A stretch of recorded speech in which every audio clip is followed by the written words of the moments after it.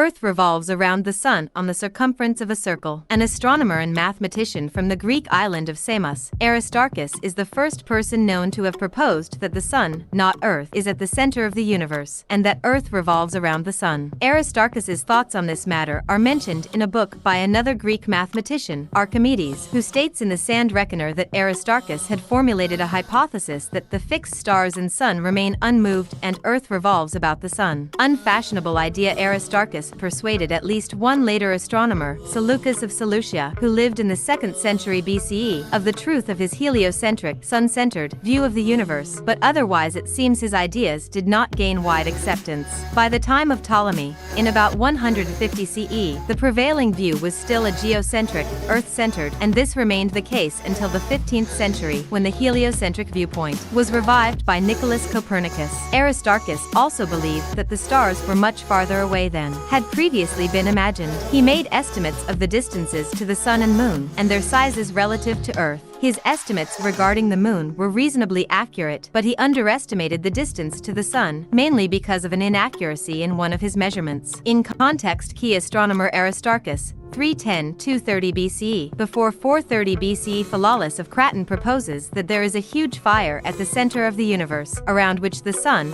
moon, earth, 5 planets, and stars revolve. 350 BCE, Aristotle states that Earth is at the center of the universe and everything else moves around it. After 150 CE, Ptolemy publishes his Almagest, describing an Earth-centered, geocentric model of the universe. 1453, Nicolaus Copernicus proposes a heliocentric, sun-centered universe. 1838, German astronomer Friedrich Bessel is the first to obtain an accurate measurement of the distance to a star, using a method known as parallax.